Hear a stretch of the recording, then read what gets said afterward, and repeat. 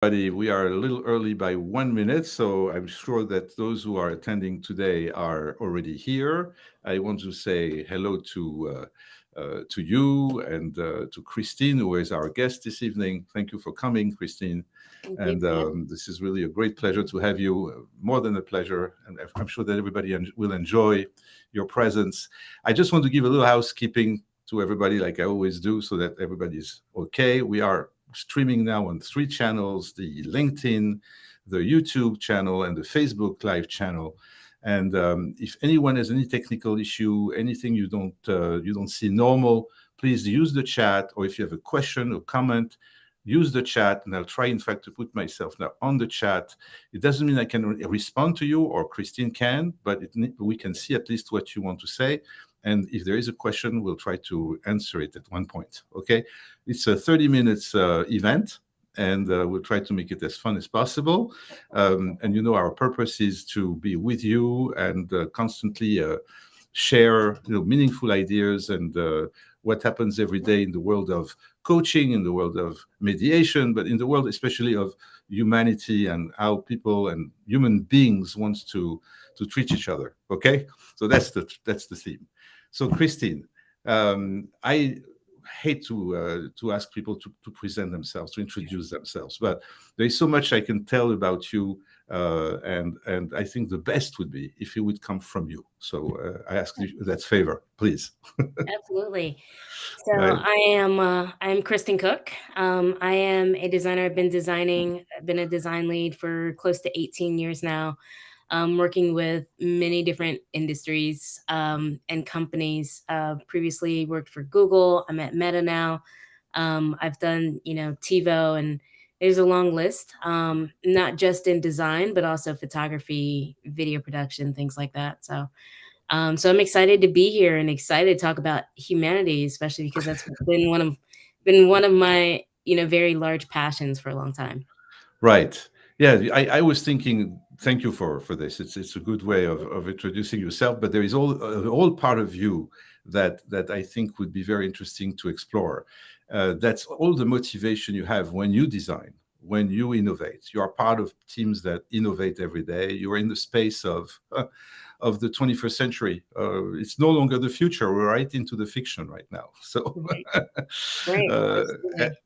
and we always think also, and that's maybe where I would like to start. We always think, we're not in the same generation, and I feel sometimes a little lost in the new world of social media, and sometimes I feel even that I'm not only lost but a little confused.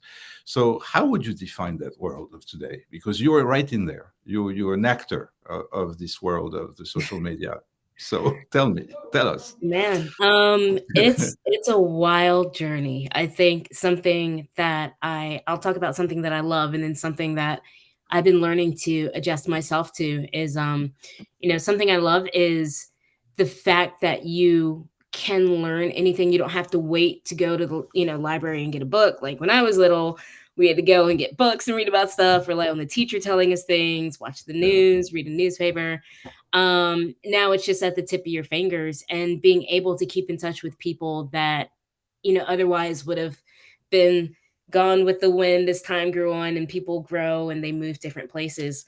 I love that aspect. I love the creativity that comes out of it. I mean, it's constantly exciting, but with that excitement, there's of course a charge that you have to maintain and you have to balance more and more. And being inside of this space sometimes can be quite challenging because it's new to all of us, right? So there Right. isn't a set path for us to follow.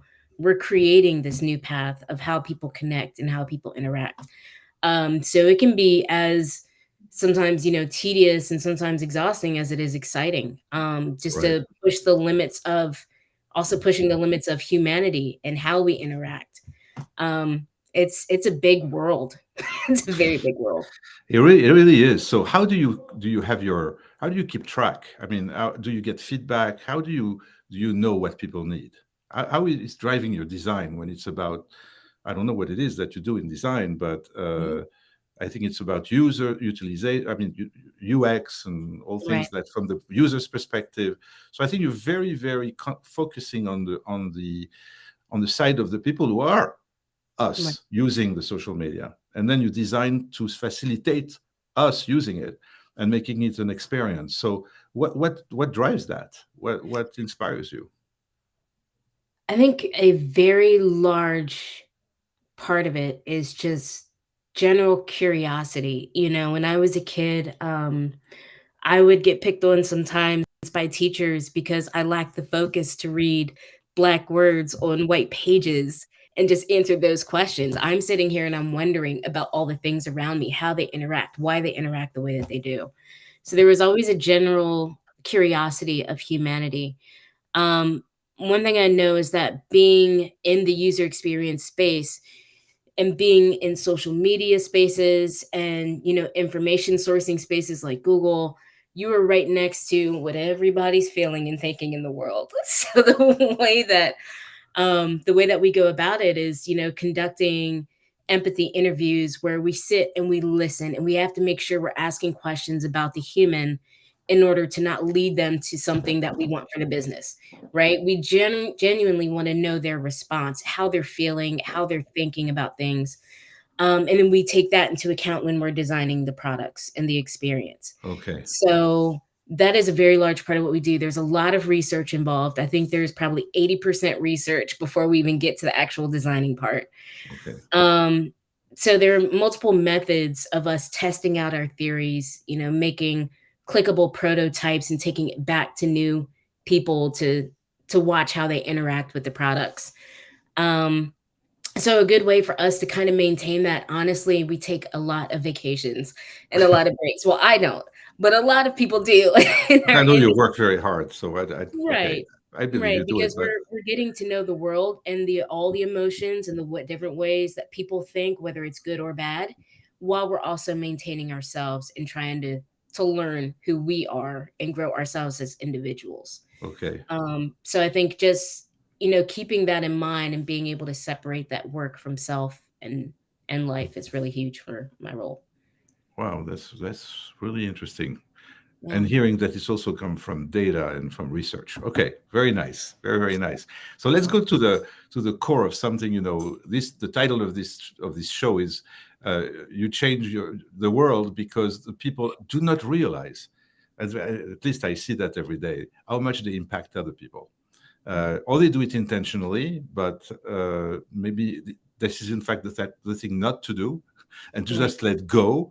Because what happens in the relationship of people and in the social media probably too, is that the impact happens when they don't know, and then one day they hear someone telling them, you changed my life, or you really created a breakthrough in some kind of a case. So, is there a story or something that you could share where you had that feeling that you changed someone's life? Yes, absolutely. So when I was in fintech, finances is hard. It's a crippling factor for so many people. Right. It can either motivate them or it can tear them down. A lot of, general middle class and lower people, they see it as something that can be quite a lot more stressful than someone who already has the money, right? Because they're constantly overworking themselves to get it and maintain. And I remember working going into this woman's office. They were a big client of our company's, and I remember going into her office and seeing stacks and stacks and stacks of papers of all her accounting stuff. And she was still working manually because our product was not, though they were banking with us, our product was not doing what they needed it to do. Additionally, she had a notebook full of 20 passwords, at least for, Yeah. 2 or 3 pages to maintain for all the products that we had that they were using. It often so that company, it's a very small family-owned business, very sweet. I mean, they said the next time you guys come back, you're staying at our house and we're having you over for dinner, very sweet people that ran the company. They had to hire this woman specifically to learn our platform. Hmm. So that was extra costs out of a small business pocket. And, seeing this woman and just the look of just being overwhelmed on her face hit me hard. I had Hmm. parents who worked very hard, very, very hard. And my dad would often come in late, very tired. My mom, she would come home, first thing she would do would take a nap. Like, don't talk to me until I have slept for about 30 minutes. And I just remember seeing this look of exhaustion being so familiar, that I was seeing from this woman. And I remember when we started working on our product, really just wanting to help her. I mean, the first thing my boss said to me when I got to that company was, "Don't think of it as making people money. Think of it as Making them. making their lives easier, making things go faster so that they can get home to their families." That was the Wow. first thing my boss said to me. One of my favorite people in the world, by the way, still. I still talk to her. So, Okay. we ended up making that happen. In about 6 months, we rolled out new products. We didn't have to send any product owners or managers all the way down to where their company was based in Lafayette, Louisiana. We didn't have to send anybody down there just to train her on our platform. She was able to handle all her accounting needs, within just a couple of hours, for the whole company. And she, ended up being able to bring somebody else in to kind of train on all the other mundane tasks that she had, but she was all smiles when we saw her the next time, All right. which was, or talked to her at least the next time, because I don't think we made it back down.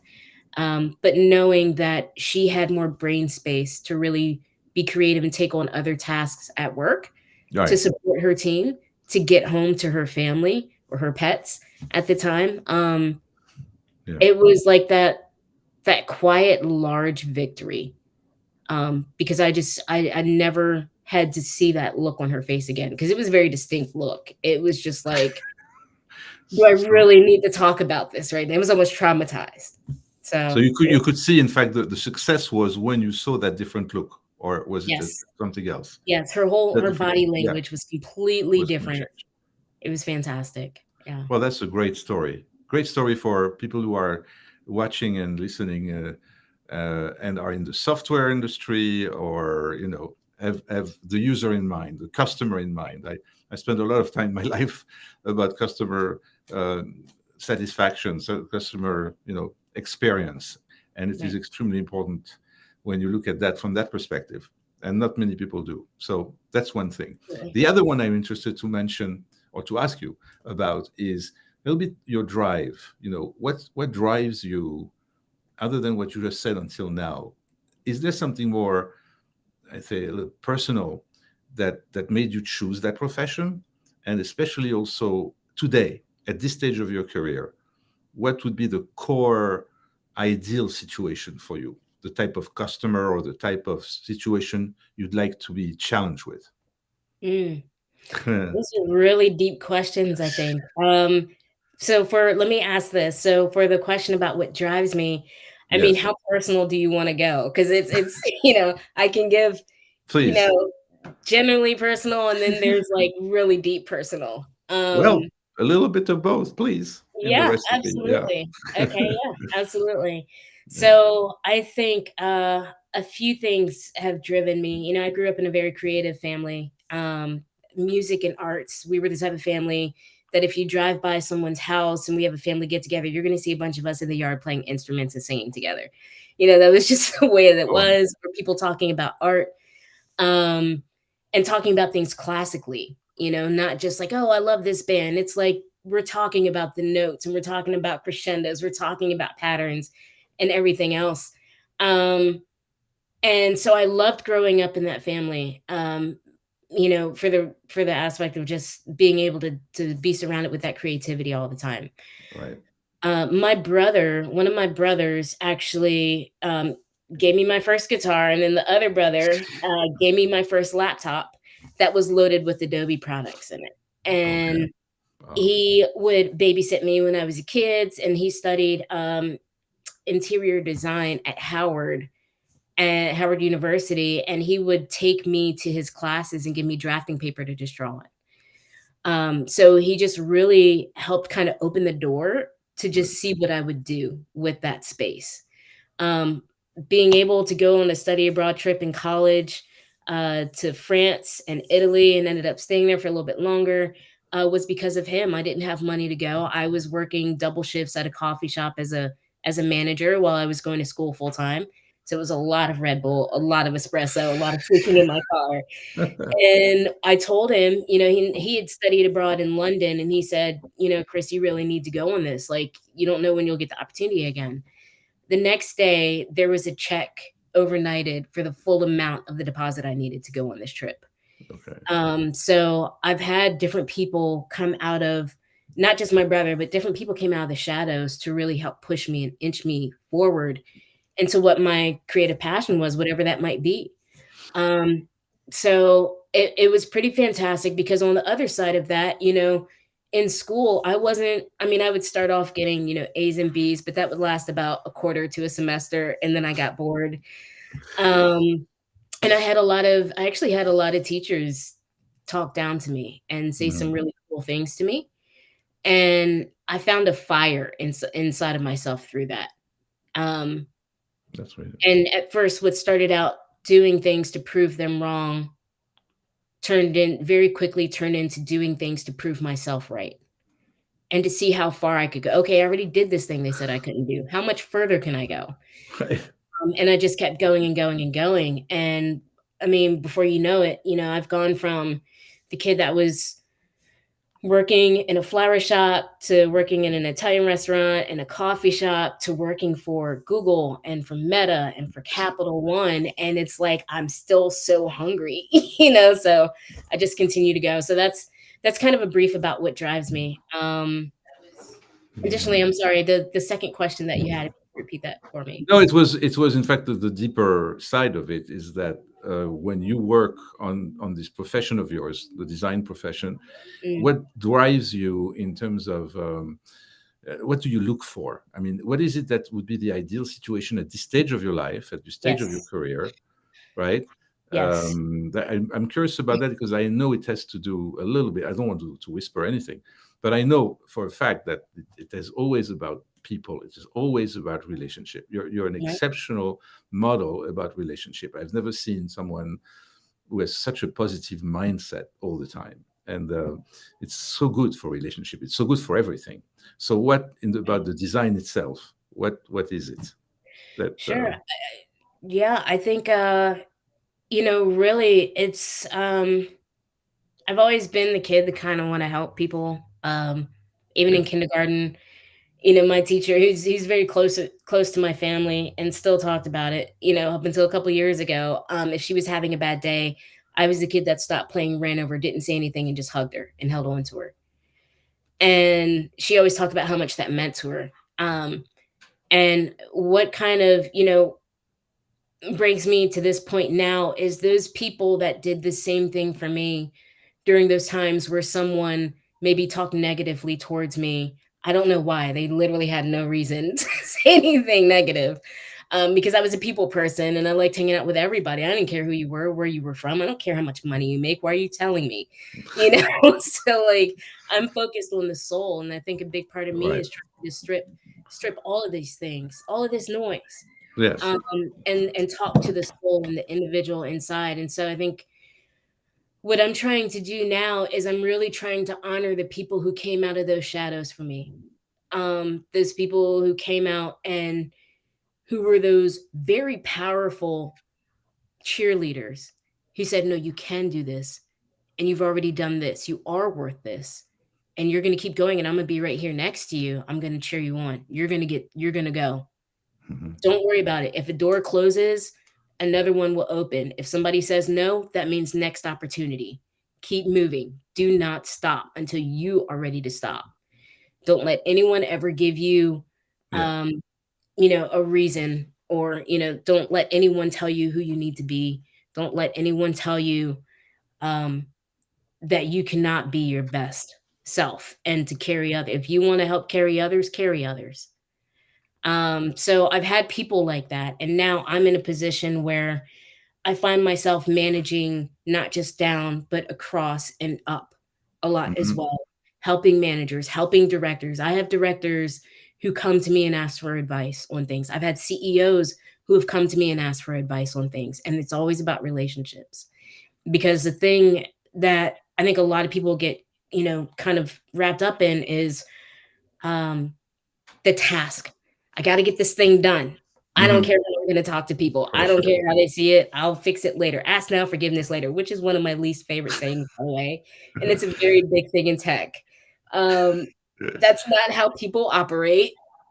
At least from what I know, not outside of Silicon Valley, that is not how we operate. You have one time to do something really shady, and then you're gonna really gonna have to work to gain that trust again. So I have this hunger to really make sense and understand myself and understand those different perspectives and the different people.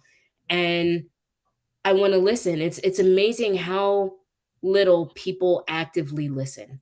Oh, And yeah. actually I trained my team on I did a workshop for them last week on active listening. Hmm. It's amazing how many people are listening to respond or they're trying to move fast because I want this thing and I want to do that.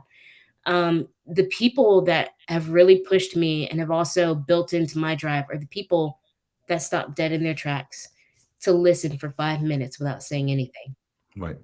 And then to empathize and reflect back on what I said. That made me feel valuable, right? So it builds into the morale, it builds into the character, and really showing people that you're going to show up and you're going to listen.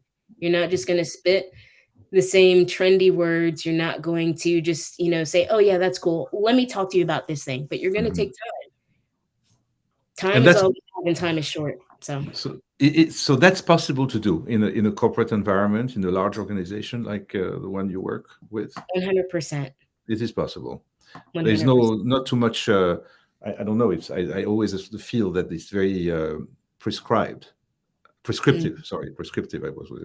I always think it is very prescriptive, but in fact, it's not. You're saying it's not. We leave you the space to create and to listen to these people that are in fact representing whoever the target could be, a target market, a yes. user, or that's what you're listening to. Absolutely. It's 100% possible. I mean, It's it's possible. Okay, possible to the point where I still talk to my VP at one of the fintech company big fintech that I worked for. right, I just talked to her maybe a month ago on the phone just to hang out, and I haven't worked there in a few years now, right. a couple of years now. It is possible, and the thing is that the work will always be there. It's a very serious thing. The work will always be there.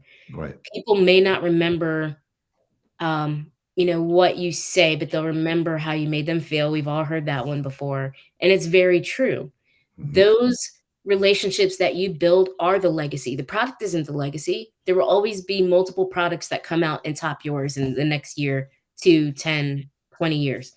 Those are gonna be things people now, still ask me about what was Kazaa. Well, Kazaa came out right either before or after Napster. What's Right. Napster? I'm on TikTok. That's I'm that's on this, all and I'm right. like, "Oh, no." But people won't remember that stuff, but the legacy that gets left behind is who the person was and the relationships that they built. I mean, if you look at all of the greats, it wasn't so much about their work so much as it was Mhm. about their human and their connection with others. That's what That's people will relentlessly remember and what will carry mhm. forward and what will inspire people to change things for the better, products, environments, whatever in the future. So, Wow, this is powerful because it's really a definition of what really triggers, in fact, those changes and this influence.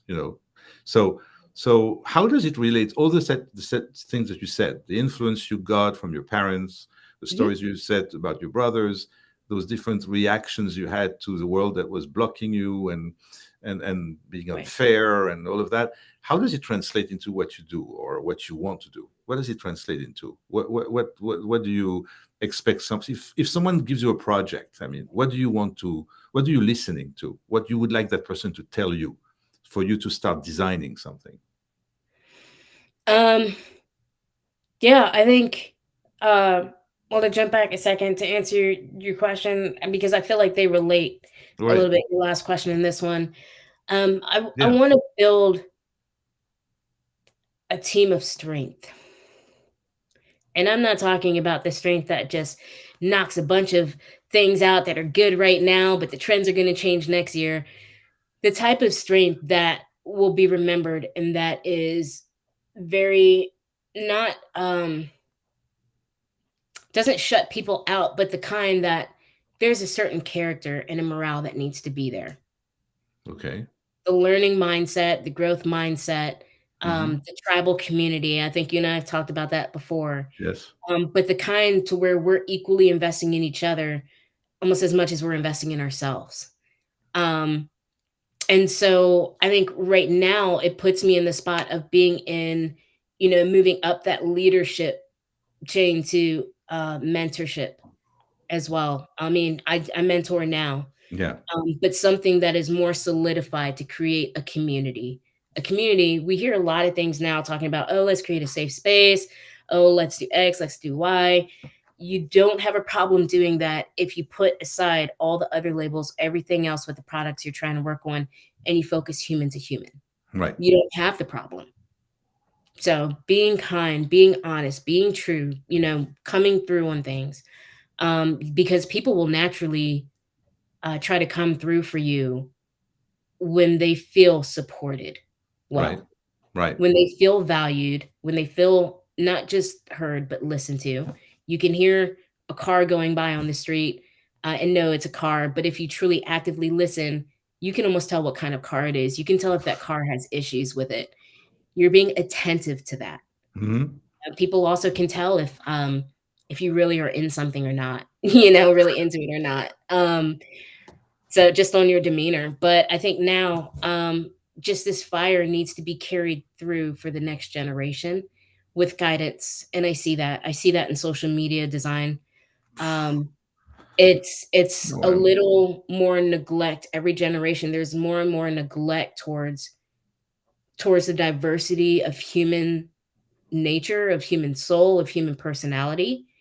It's let's get the cool thing out, let's get the big buck, let's do this thing. I love that ambition. How can we cultivate that into a really dynamic and powerful space? hmm. Can we also listen and adjust our product in this way so that we're still doing the cool thing, Yeah. but this is hitting a very direct need that so many different classes and spaces are encountering? So, Okay. Wow. It gives us a little bit of optimism here. I was a little lost about many things about this world of yours there. yeah, You give us, and me for sure, an incredible light. Through your lens, we see really something not only tangible, very meaningful. Uh, it's humanity, it's community, it's identity, which people need a lot sometimes right? to recognize it. And when they relate to each other and have this active in listening, um, many things can come out of that. Among those things that come out of that is to talk to Christine, to give us some directions or ideas, and then she turns this into something that looks like a design that Yeah, will talk, they will speak your soul, and absolutely. that's amazing. Well, And that's what people want because, we hear a lot of things you know, about paying attention to certain groups and classes and races and things like that. But if you actively listen, again, look behind that. People want to be seen. They want to feel seen. They want to feel heard and valued as an individual first. That's going to knock out a lot of other dominoes. right. So, yeah. Wow. Okay. All right, so that's good. We are almost reaching the end of this half hour, and I would love to have this again with you maybe in a few months if you want to come back, because I would like Absolutely. to continue these ideas. It's pretty profound for a very short period of time. I don't know how people appreciate, but I really really appreciated all the insights that you shared with us. And there is one thing I want to say to end this is that to wrap it up, if we can wrap something up like this, is that what it gives me about hope, right, is that in the creative mind that is yours, right, where we have the future, where we have, in fact, the reality is changed into something ideal. We want a message to go through. We want a space to be usable. We want to interact. We want to, like that woman you mentioned, we want to Right. have an easier life, or we want to get some tools to work, to go home, as you said, more relaxed after Right. a day of work, and not completely, wiped out. And this is all of this that you do. You put yourself in the mind of the other. You listen actively. I wanted to add one thing that I also do in the coaching that you probably do in your world, is that I also try to listen to what the non-spoken, as we say. Someone speaks to Exactly. you, and they do not really understand. They don't even know what they say. Uh, Exactly. And Yes. by giving them the feedback, which is really coaching or mentoring, you give them really clarity about what they mean. And oh yes, exactly, this is what I meant. Or you really are on the spot. It's like Right. it's good, very satisfying usually when it happens. Anyway, we're here to change the world, to make it a better world. And I know you're involved with many different projects that are very meaningful, that impact a lot of people. So thank you again for sharing this with us today. Absolutely. My pleasure. Thanks for, having me on. And I would absolutely love to come back and talk. I know this is such a big topic that, like you said, dropped in 30 minutes. So even if Yes, we have a sidebar, I would love to continue this conversation. I think sure. there's a lot to digest and dissect. I also want to mention I tried to go on your website last night, and I see there is a new version coming up. So, Yes. what is the website if people want to know a little bit more about what you do? Yeah. It's the letter K, Cook, COOKE.com. Okay, You can also, just my fun work is on Instagram at Kcook Design. But my new site should be up hopefully by the end of the weekend. So okay, wow. yeah. Okay, I will look at it, and I invite everybody to do the same. Okay, thank you, Yeah. Catherine. See you Thank you. soon. Bye All bye. right. Take Bye care. bye.